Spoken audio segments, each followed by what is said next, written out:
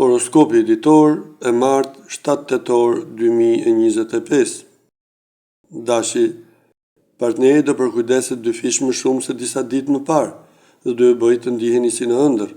Gjithçka do shkojë si e kishit të ndërruar.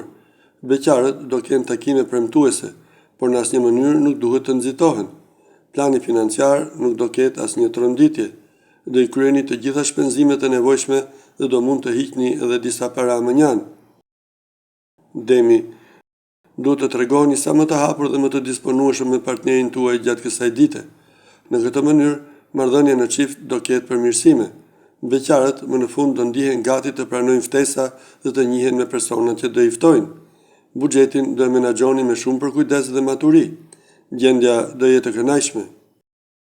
Binjakët, jeta në çift nuk do ketë ndryshime të mëdha gjatë kësaj dite.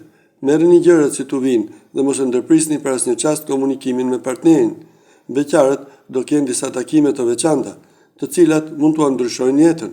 Gjithsesi, hidhni hapat një nga një. Situata financiare do vi duke u përmirësuar. Në fund të ditës do ndiheni shumë më të qetë.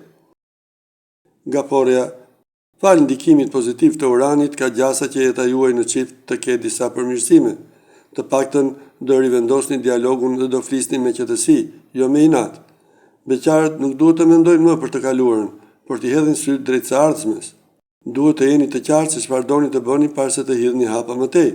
Situata financiare do jetë e mrekullueshme. Luani, do ngrini shumë pikpyetje sot për jetën tuaj në çift dhe do mundoheni që me qetësi të flisni me partnerin dhe të sqaroheni. Më mirë të zgjidhni gjithçka tani se sa t'i lini gjërat për më vonë. Beqarët nuk duhet të pranojnë me sy mbyllur çdo lloj ftese sepse do gabojnë rënd. Gjendja financiare do lërë paksa për të dëshiruar, por ju nuk duhet të lëshoni veten. Virgjëresha, konfigurimi i yjeve do favorizojë më tepër jetën sentimentale të beqarëve. Më në fund, ata do kenë mundësinë të gjejnë personin më të përshtatshëm. Çiftet do kalojnë një ditë të qetë dhe pa ndonjë emocion të madh. Gëzoni nga fakti që nuk do keni as debate. Financat do kenë luhatje, duke qenë se ju nuk do pranoni për asnjë moment të ulni shpenzimet. Peshorja, sot do jeni në humor shumë të mirë dhe të gatshëm për të folur për të ndrejtur çdo mosmarrëveshje me partnerin. Beqarët nuk duhet të qëndrojnë në shtëpi dhe të presin që dashuria t'u bjerë nga qielli, por të dalin dhe ta kërkojnë atë kudo. Financat nuk do jenë në gjendjen më të mirë të mundshme, kështu që matuni mirë para se të bëni çdo veprim. Akrepi, nuk do kuptoni si duhet me partnerin tuaj sot dhe për shkak të kokforcisë do keni shpesh debate, po sikur të bëni disa pushime dhe të reflektonit për të ardhmen, beqarët do jenë charmant dhe do e gjejnë personin e duhur. Kjo do ndodhë në orët e pasdites. Gjendja të ardhurave do jetë e mirë, fal ndihmës së disa familjarëve. Shigjetari, do jeni më xheloze sa duhet sot në jetën tuaj sentimentale, dhe kjo mund të shkaktojë debate në çift. Mendoni mirë dhe do kuptoni se ai që ju dashuron aq shumë sa që nuk mund t'ju tradhtoj. Beqarëve do jepet mundësi pafund për takime, por atyre do ju pëlqejë liria që kanë dhe nuk do përfitojnë as pak. Të ardhurat do duan një riorganizim. Britsjapi, do kërkoni më shumë qetësi në jetën tuaj në çift sot dhe partneri do jetë i gatshëm t'u plotësojë dëshirën. Do kuptoni për mrekullimin njëri tjetrin.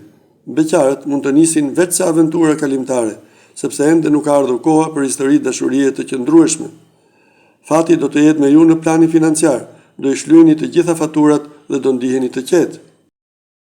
Ujori, mos ju qani gjatë gjithë kohës partnerit sot, sepse nuk do arrini asgjë me atë sjellje. Edhe nëse keni pasur probleme me të, do të flisni me qetësi dhe t'i sqaroni gjërat një nga një.